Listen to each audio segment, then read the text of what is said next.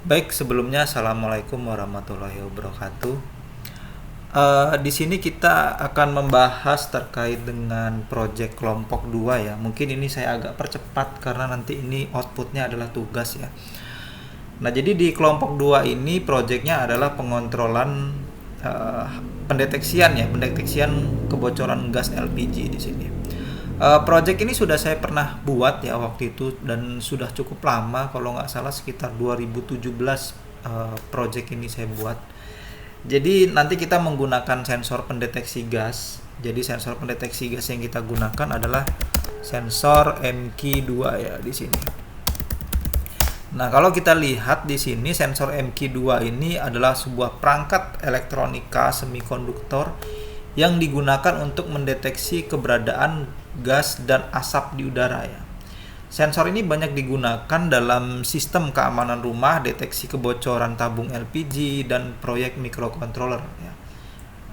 Nah, ini spesifiknya ini sebenarnya ke tabung gas LPG kalau nggak salah ya. Karena project saya tahun 2017 waktu itu saya mengujinya menggunakan gas ya. Kalau menggunakan asap, kalau nggak salah dia agak susah untuk mendeteksinya gitu ya. Kalau asap ya. Tapi kalau gas itu responnya dia lebih cepat di situ. Nah, untuk sensor MQ ini sebenarnya ada banyak tipe-tipenya, tidak hanya MQ2 ya, tapi ada MQ5 dan sebagainya di situ. Nah, itu setiap tipe sensor itu punya fungsinya sendiri gitu ya. Seperti misalkan kalau MQ5 di sini ya.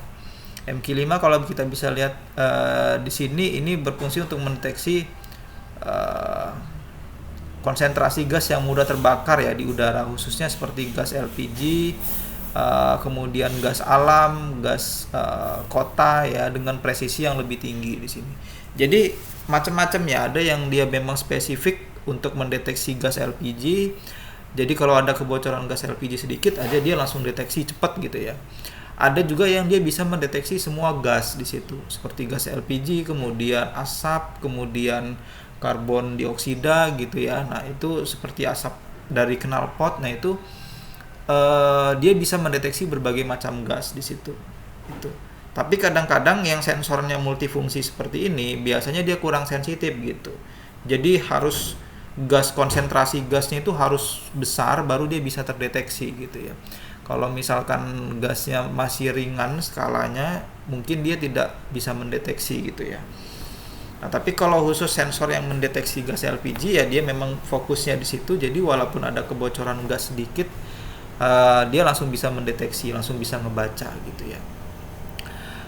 Nah, ini proyek-proyek seperti ini sebenarnya penting ya, bukan hanya untuk mendeteksi kebocoran gas LPG, tapi juga untuk mendeteksi gas-gas yang berbahaya gitu ya, yang lainnya gitu.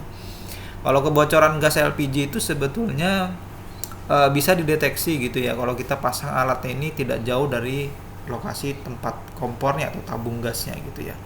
Karena yang menyebabkan sering terjadinya ledakan di dalam rumah gitu ya akibat kebocoran gas itu sebetulnya karena konsentrasi gas yang terlalu padat di dalamnya. Jadi misalkan kalau rumah kalian itu tempat masaknya itu gasnya itu diselipin di dalam apa ya namanya, kalau tempat masak tuh saya lupa namanya. Coba kita cek. Nah, biasanya kadang-kadang di rumah itu gas itu dimasukkan ke dalam bawah sini ya. Nah, ini ya. Gasnya biasanya dimasukkan ke dalam sini nih. Di dalam laci yang ada di bawah sini nih. Kompornya berada di atas. Nah, kalau gasnya kalian sumputin di dalam sini kemudian ditutup juga memang kelihatannya rapih gitu. Kelihatannya rapih.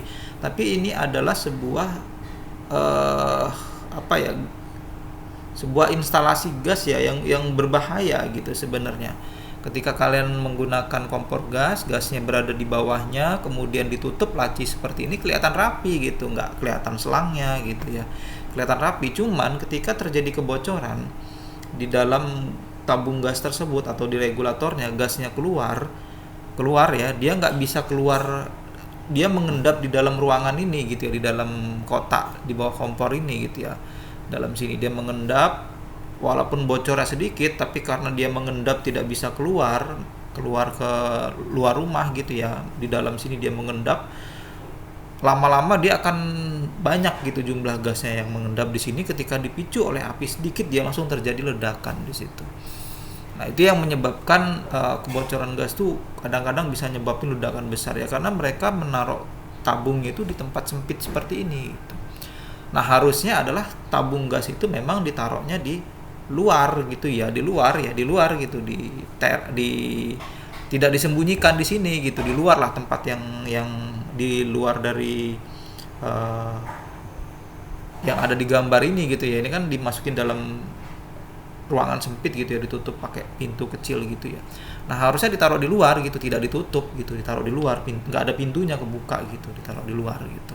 Bukan luar rumah ya, tapi maksudnya di luar apa? Di luar kota ini gitu ya. Entah di sinilah dekat kotak sampah ini gitu ya. Jadi intinya di luar yang terbuka gitu ya. Jangan ditutup seperti ini. Nah, itu kalau terjadi kebocoran dia tidak langsung meledak gitu. Nggak langsung meledak gitu. Bahkan mungkin tidak memicu api kalau kebocorannya kecil gitu, karena udara gas yang keluar itu langsung nyebar gitu, langsung pergi keluar rumah gitu ya, langsung keluar lewat jendela dan lain-lain gitu, jadi nggak sempat terkonsentrasi di dalam gitu. Nah, kalau kita pasang sensor di bagian dekat sini ya, mungkin dia bisa mendeteksi gitu kalau jumlah gas itu cukup banyak di situ. Dia akan membunyikan alarm dan akan memberikan notifikasi ke kita gitu ya. Nah, itu mekanismenya seperti itu cara kerjanya ya. Nah, project seperti ini juga penting ya, karena sering kalian pernah temui juga ya kasus orang meninggal gitu di dalam mobil gitu ya, tiba-tiba gitu ya, dalam kondisi seperti pingsan gitu kan sering terjadi ya. Beberapa kasus ya belakangan ini itu sering terjadi, kayak pemudik, habis itu pasangan gitu ya, dia tiba-tiba itu udah meninggal gitu di dalam mobil gitu, dalam kondisi seperti tertidur lemas gitu ya, dalam kondisi mobil yang sedang menyala di situ. Itu kan sering terjadi seperti itu ya. Nah, itu sebetulnya disebabkan orang banyak mengira mungkin itu keracunan AC gitu ya, tapi belum tentu juga karena AC. Dugaan kuatnya adalah penyebabnya karbon monoksida kalau nggak salah ya. Karbon monoksida, maksudnya karbon monoksida itu atau karbon dioksida ya, saya agak lupa namanya itu. Mungkin kita cek di sini ya, karbon monoksida ya di sini. Nah, ya namanya karbon monoksida atau CO ya, gas CO di sini. Nah, ini dia gas ini berbahaya, dia tidak beracun, tidak berwarna, tidak berasa dan tidak berbau ya. Gas beracun ya, maksudnya tidak beracun. Gas beracun yang tidak berwarna, tidak berasa dan tidak berbau. Nah, gas ini dihasilkan oleh pembakaran yang tidak sempurna gitu, dari bahan bakar yang mengandung karbon seperti bensin, kayu, dan gas ya. Nah, ini hasil gas ini biasanya dihasilkan dari pembuangan knalpot gitu ya, knalpot kendaraan gitu ya. Nah, kenapa penyebab seseorang itu ada yang meninggal di dalam mobil gitu ya, sementara mobil dalam kondisi menyala, dia seperti tertidur. Bahkan waktu itu ada yang hampir satu keluarga ya waktu itu tewas semua gara-gara mereka di dalam mobil gitu, mobil dalam kondisi menyala gitu. Nah, itu penyebabnya adalah, dugaan kuatnya adalah keracunan karbon CO nih gitu ya. Karena ketika ditemukan itu mobil itu dalam kondisi menyala gitu, sementara orang-orang itu ada di dalam gitu, seperti tertidur gitu ya, padahal udah meninggal gitu ya. Nah, itu dugaan kemungkinan mobil itu tidak bergerak gitu, dia hanya diam di situ, AC nyala gitu ya, mobilnya diam di situ. Kemudian mungkin ada kebocoran di dalam sambungan antara knalpot dengan mesin gitu ya, mungkin ada kebocoran. Kemudian kebocoran itu menyebabkan karbon monoksida ini keluar di bagian depan mesin gitu ya. Harusnya kan karbon monoksida ini dibuang melalui knalpot di belakang. Karena ada kebocoran mungkin di bagian depan, di bagian mesin gitu ya. Itu menyebabkan karbon monoksida itu malah masuk ke dalam kabin gitu ya, masuk ke dalam kabin mobil gitu ya. Kan AC itu kan dia ngambil udara juga dari depan gitu ya, ngambil udara dari luar gitu ya. Nah, mungkin karbon monoksida ini tersedot oleh AC, masuk ke dalam, akhirnya terhirup secara tidak langsung oleh penumpang tadi gitu. Itu sebabnya mengapa ketika kita berkendara itu dianjurkan untuk tidak menyalakan AC dalam kondisi mobil diam gitu terlalu lama gitu ya. Kemudian AC dinyalakan gitu ya. Nah, itu tidak disarankan sebenarnya gitu ya. Tapi ini juga terjadi banyak di kendaraan-kendaraan yang agak lama gitu ya. Mungkin kalau kendaraan baru gitu ya, kendaraan baru mungkin baru itu maksudnya tahun-tahun baru gitu ya, tahun-tahun kendaraan tahun baru lah gitu. Di atas tahun 2020 misalkan, atau di atas tahun 2021, 22 gitu ya, masih cukup aman gitu ya. Karena kemungkinan kecil terjadi kerusakan seperti itu. Karena kebanyakan kasus yang terjadi seperti ini adalah terjadi kepada kendaraan-kendaraan yang sudah lama gitu ya, usianya sudah di atas 10 tahun gitu. Nah itu yang nyebabinnya ya. Nah sebenarnya hal seperti ini bisa dideteksi lebih awal, karena kan manusia tidak bisa mencium bau dari gas CO ini. Jadi ketika manusia menghirup gas CO ini, dia nggak tahu sedang menghirup gas CO, karena gas CO ini tidak ada warna, tidak berasa, dan tidak berbau gitu.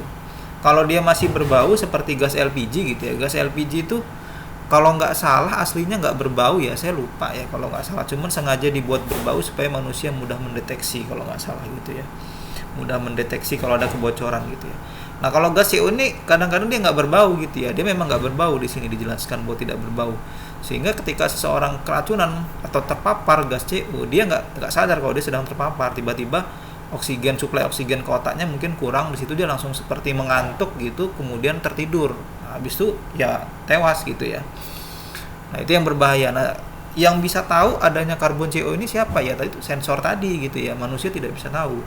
Nah, yang bisa membaca kita terkena paparan gas CO atau tidak di dalam mobil itu ya, itu adalah sensor gitu. Ketika kita pasang sensor di dalam mobil tersebut, maka ketika ada karbon monoksida ini masuk gitu ya, dia langsung mendeteksi sensor itu gitu. Sayangnya di sini di Indonesia ini saya belum pernah menemukan ada sistem yang seperti ini gitu, dan ini bisa menjadi ide kalian untuk proyek akhir, bukan proyek akhir, tugas ini juga proyek akhir ya. Nanti kalian akan membuat proyek ini, cuman lebih spesifik ke kebocoran gas LPG gitu ya. Dan ini bisa menjadi ide untuk skripsi gitu ya. Nanti kalau kalian skripsi kan bisa menjadi idenya itu ya. Tapi memang berbasis alat gitu ya. Cuman ini saya belum menemukan gitu. Kalau kalian coba browsing, saya nggak tahu udah ada yang jual atau belum alat seperti ini. Yang jelas jarang ada yang pakai alat seperti ini gitu ya. Padahal alat itu sangat bermanfaat sekali gitu. Dan bisa kita buat dengan cara yang simpel gitu. Nah di sini kita nanti akan menggunakan sensor MQ2 untuk mendeteksi kebocoran gas LPG di sini ya. Nah nanti untuk simulasinya nanti kita menggunakan korek gas LPG gitu ya. Bukan korek gas biasa gitu ya. Korek gas biasa gitu yang semua korek gas bisa gitu ya. Semua korek gas bisa digunakan untuk memicu sensor ini gitu. Jadi nggak perlu kita bawa gas LPG gitu ya, kemudian kita nyalakan gitu ya, keluarin gasnya, nggak perlu gitu. Kita pakai korek api aja gitu. Kalian bisa bawa nanti korek api untuk simulasinya. Tinggal ditekan aja, tapi jangan dinyalakan apinya, cuma ditekan aja korek gasnya, dekatin sensor, nanti dia akan kebaca gitu ya. Itu simulasi untuk menggambarkan terjadi kebocoran gas atau tidak di situ gitu. Nah, nanti kita akan buat projectnya ya. Nah, di sini kita akan menggunakan aplikasi Walkway juga gitu ya. Menggunakan aplikasi Walkway. Aplikasi Walkway seperti biasa untuk simulasinya sebelum prakteknya ya gitu ya. Nah, ini kita pakai Arduino Nano, nanti projectnya pakai Arduino Nano ya. Nah, saya sudah ada programnya, nanti kalian bisa buat juga ya programnya. Di sini kita akan menggunakan saya pastekan dulu ya programnya. Ini ada programnya. Ini saya pastekan dulu programnya di sini. Nah, sebenarnya dari program ini kita sudah bisa baca ya. Dari program ini sudah bisa kita baca gitu ya, alur-alur dari diagramnya ini kalian bisa lihat programnya, nanti kalian bisa ketik ulang gitu ya. Nah, ini programnya seperti ini. Nah, ini ya. Nah, programnya seperti ini. Nah, ini kita bisa baca sebenarnya dari pin-pin ini, tapi saya minta kalian install dulu library ya di sini. Ini ada library MQ2 di sini. Apa fungsi dari library ini? Library ini adalah untuk menentukan pin ini harus masuknya kemana gitu ya. Library ini seperti buku gitu ya, pustaka. Di dalamnya ada sampel-sampel program. Sebelum kita bisa mengoperasikan sensor ini, kita harus menginstal library dari sensor ini dulu gitu. Jadi dia seperti pustakanya gitu ya, library ini gitu. Jadi kita perlu install dulu. Di sini kalian bisa masuk ke library manager, kemudian ditambah di sini ketik aja MQ2 ya di sini ya. Nah, ini MQ2, diklik aja gitu, sudah terinstall. Nah, ini kalau menginstal library di Wokwi ya, kalau menginstal library di Arduino itu beda lagi gitu. Di aplikasi Arduino. Kalau di Wokwi simple cuman seperti ini aja. Kemudian kita klik bagian sketch ini lagi, tadi di sini ya di library. Kemudian di sketch ini kalian bisa ketik nanti programnya, dan dari program ini sebenarnya kalian bisa melihat gambaran dari jalur-jalur rangkaian elektronikanya. Nah, ini kalian bisa lihat ada MQ2 pin nih. Ini namanya MQ2 pin ya. Ini masuknya ke pin A0 di sini. Nah, kita pilih aja di sini tambah sensor, kita cari sensor MQ2, ketik aja MQ2 di sini. Nah, kemudian sensor ini kita taruh sini ya. Nah, sensor MQ2 ini kalau kita lihat ada pin A0 out ya di sini, A out ya, dan D out ya di sini, sama GND dan VCC. Nah, A out ini yang bagian paling atas ini adalah pin analog output ya di sini. Dan D out ini adalah pin digital output kalau kita mau pakai pin digital. Tapi di sini kita akan menggunakan pin A out ya. Kita akan menggunakan pin analog. Kalau project yang ultrasonic kemarin kan kita pakai pin digital. Nah, di sini kita pakai analog karena kita membaca spesifik nilai dari sensor ini gitu. Nah, kita menggunakan pin analog, jadi kita gunakan yang paling atas ya di sini tulisannya A out ya di sini. A out ya.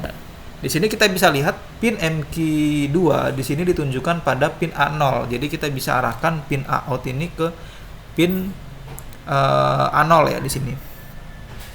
A0. Nah, ke pin A0 ya di sini. Nah, ini tinggal kita arahkan aja ya ke pin A0. Ini saya coba, aduh malah kecil lagi. Nah, ini ya, kita arahkan ke pin A0. Ini kan A0, A1, A2 ya di sini. Ini kita arahkan ke A0. Ini kan ada A out ya. Setelah itu kita bisa lihat di sini seperti biasa ya. Kalau GND ini ke GND, kalau VCC ini ke 5 volt ya. Ini kita langsung hubungkan saja ya di sini. Ini GND, ini kita hubungkan ke GND. Kemudian VCC ini kita masukkan ke VCC ya di sini. Nah, ini ke 5 volt ya. VCC ini ke 5 volt. Nah, setelah seperti ini kemudian kita bisa lihat di sini pinnya ada lampu ya. Kita menggunakan lampu sebagai indikator. Di sini ada lampu hijau ini ke pin 2, lampu kuning ke pin 3, lampu merah ke pin 4 ya di sini. Nah, kita pakai LED berarti di sini. LED 1 ya di sini. Kita copy aja CTRC, CTRV ya di sini. Biar cepat. Nah, di sini kita pakai 3 LED di sini. LED yang pertama ini warnanya hijau. Kemudian LED yang kedua warnanya kuning, LED ketiga warnanya merah. Nah, kita bisa lihat di sini warna hijau, LED warna hijau ini kita gunakan pin yang bengkok ini positif ya ini ya. Pin yang bengkok ini pin positif. Ini kita arahkan ke D2 ya, karena kita bisa lihat di sini ini hijau ini ke pin D2. Jadi kita arahkan LED yang hijau ini pin positifnya ke D2 ya di sini. Nah, ini kita bisa lihat ini D2 ya. Nah, ini D2 kita arahkan ke sini. Kemudian kuning ini kemana di sini? Kita bisa lihat kuning ini ke pin 3 ya di sini. Nah, ini kita arahkan berarti yang kuning ini ke pin 3. Ini kita menyusun kabelnya ya. Ini D2, D3 ini dilewatin kabel merah ya di sini. Ini dilewatin kabel merah di sini. D3 ring ya, D3 ya, ini dilewatin kabel merah. Ini biar kita nggak keliru, ini bisa digeser nggak ya? Nah, seperti ini ya. Jadi yang kuning ini ke pin D3, yang hijau yang merah ini ke pin D4 ya. Yang merah ini ke pin D4. Nah, ini D4 nya tutup juga lagi sama ini. Nah, kita geser dikit, bisa nggak ini ya? Aduh. Bentar ya.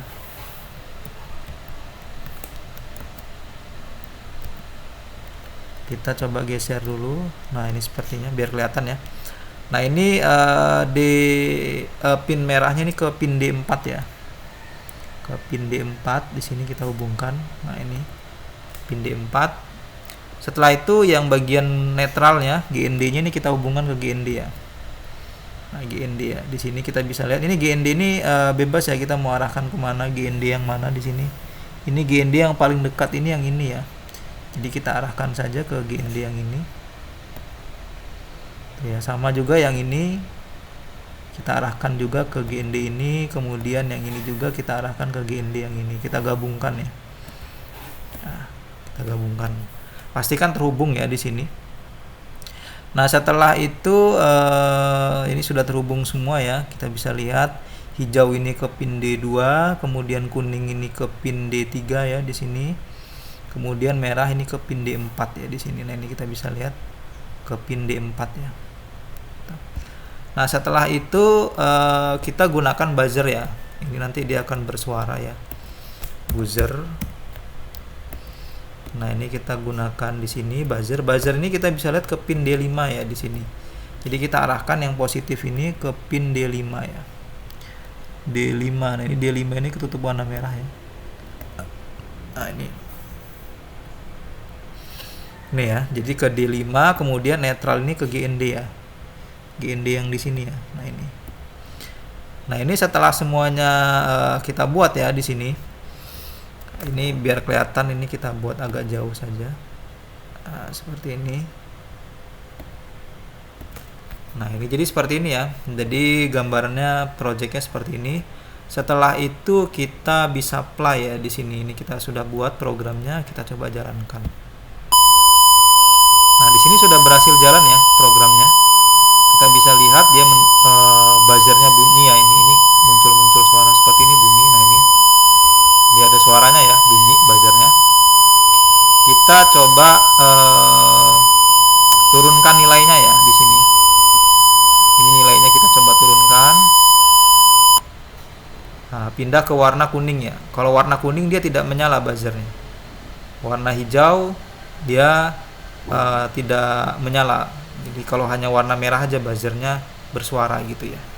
Jadi ini kita bisa klik sensor gasnya, kemudian kita bisa atur simulasi seolah-olah sensor ini mendeteksi kebocoran gas dari mulai 0,1 ppm sampai dengan berapa ini, sampai dengan 91 lebih gitu ya. Jadi tingkat-tingkat gas yang terdeteksi gitu ya. Semakin kecil ppm-nya berarti semakin kecil gas yang terdeteksi gitu ya. Nah, kalau sudah warna merah ini menandakan bahwa konsentrasi gas yang terdeteksi itu tinggi gitu ya. Yang menyebabkan lampunya berubah menjadi warna merah di sini dan buzzernya ini berbunyi gitu ya. Itu ini kalian bisa aktifkan speaker ya di sini. Volumenya ini dibesarkan. Kemudian kalian bisa mainkan di sini gitu ya, biar ada suaranya gitu ya. Nah, ini seperti ini ya. Jadi kalau warna merah dia bunyi, menandakan warna merah ini berarti udah kondisinya udah gasnya terlalu banyak gitu ya dan berpotensi berbahaya di situ. Itu ya, jadi gambaran projectnya seperti itu ya. Nah, ini bisa dilihat untuk nilai gasnya ya. Kemudian kalau misalkan di atas kurang dari 250, LED apa yang harus menyala gitu ya. Di sini kita bisa lihat LED hijau. Kemudian kalau misalkan konsentrasi gasnya di atas 250 kurang dari 500 di sini ya. Ini lampu kuning yang menyala. Kalau misalkan di atas itu lampu merah yang menyala gitu ya. Nah, ini kita simulasikannya seperti ini gitu. Kalau gasnya sedikit masih 0,1 ppm hijau yang menyala. Kalau kuning ini 0,4 ppm di sini. Kalau udah di atas 4, di atas 3 ya di sini, di atas 2. Nah, ini merah ya, menandakan konsentrasi gasnya tinggi di situ gitu ya. Jadi ini gambarannya kira-kira project yang akan dibuat oleh kelompok 2 nanti gitu ya. Dan perlu diingat bahwa dalam project ini nanti tidak boleh ada kesalahan, karena kalau kalian ada kesalahan nanti akan menyebabkan komponen elektronik kalian akan mengalami kerusakan di sini ya, untuk pengkabelannya. Dan sensor-sensor ini dia punya karakter sendiri ya. Kalau kalian gunakan tegangan yang tidak stabil, atau misalkan ketika kalian upload program kadang-kadang sensor ini masih nyolok, kemudian kekurangan tegangan listrik gitu ya, maka coding yang kalian upload akan error di situ gitu ya. Tidak bisa diupload gitu. Memang elektronika itu punya karakter sendiri gitu. Walaupun kalian sudah benar, tetapi kalau ada yang tidak kalian ketahui dan itu tidak sesuai, maka itu akan menyebabkan error di situ ya.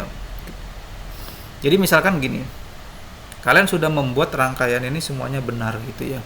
Kemudian kalian mau upload coding, kalian tinggal colokan aja di sini ke komputer. Ketika kalian klik upload, kok nggak bisa ke-upload gitu ya, error terus di situ. Nah, itu penyebabnya bisa jadi adalah Arduino kalian kekurangan tegangan listrik di situ. Jadi laptop kalian mungkin tegangannya kurang untuk mensuplai ke Arduino ini karena Arduino ini sudah tercolok oleh banyak sensor gitu. Jadi sensornya sudah bekerja dulu sebelum coding diupload di situ. Itu yang menyebabkan mungkin pemrosesannya menjadi terganggu ketika kalian proses upload ke dalam Arduino gitu. Jadi tidak selalu yang terlihat benar belum tentu benar ketika apa yang tidak kalian ketahui khususnya terkait dengan tegangan listrik kan tidak bisa kalian ketahui kecuali kalian cek menggunakan multimeter. Baru kalian ketahui tegangan Arduino ini kan sekitar 5 volt di situ. Kalian tidak bisa melihat tegangan 5 volt gitu. Kalian tidak tahu tegangan 5 volt itu seperti apa kecuali kalau kalian menggunakan alat cek multimeter gitu ya. Namanya seperti ini. Nah, dengan menggunakan alat multimeter ini kalian bisa mengetahui berapa tegangan yang dihasilkan dari Arduino ini gitu, yang masuk ke Arduino ini gitu ya.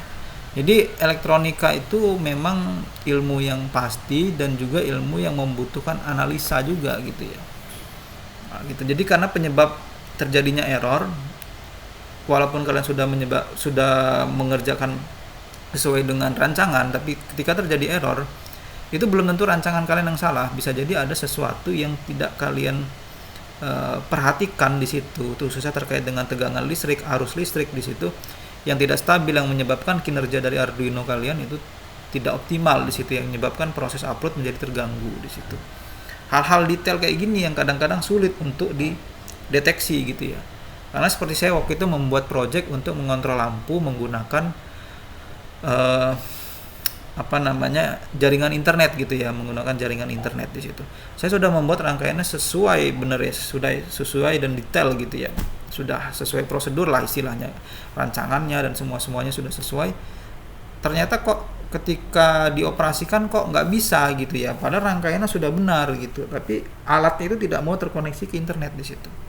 Saya harus mengukur secara detail menggunakan multimeter berapa tegangan yang masuk gitu ya, berapa arus yang bekerja ketika proses alat saya itu menangkap sinyal, arus yang dikonsumsi itu berapa miliampere, tegangannya drop atau tidak gitu. Itu saya cek secara detail di situ ya. Gitu. Jadi walaupun kalian sudah membuat rangkaiannya secara detail gini, ini menjadi gambaran ke depan ya, secara detail, tapi ketika terjadi masalah atau error bisa jadi itu ada sesuatu yang belum kalian ketahui di situ yang menyebabkan error di situ gitu. Khususnya biasanya berhubungan dengan tegangan ini, karena tegangan ini tidak terlihat gitu. Kalau kalian tidak menggunakan alat elektronika tidak bisa tahu gitu tegangannya itu berapa gitu ya. Nah, itu kan setiap sensor ini dia punya spesifikasi sendiri ya gitu ya.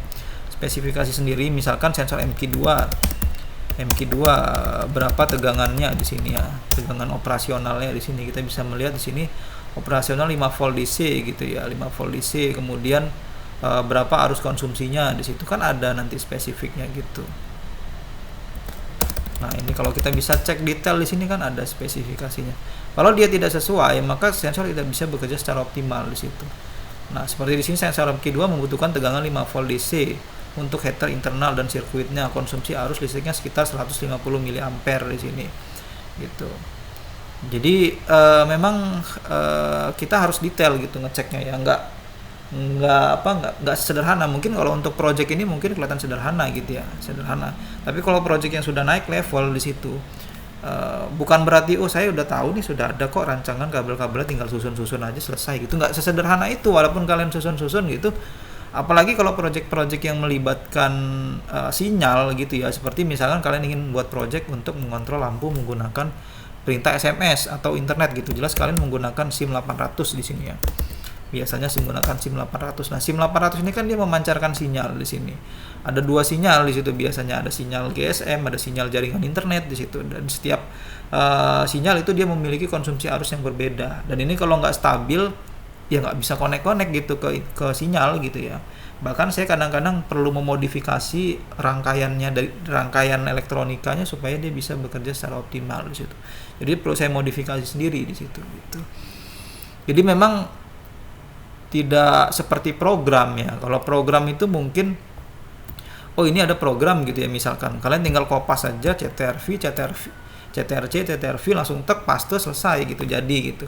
Tapi kalau elektronika, walaupun kalian kadang sudah mengikuti rangkaian seperti ini gitu ya, sudah benar gitu, tapi kok ketika diupload programnya dijalankan kok agak ada yang error nih gitu. Nah itu bisa jadi ada di masalah di arus listriknya di situ.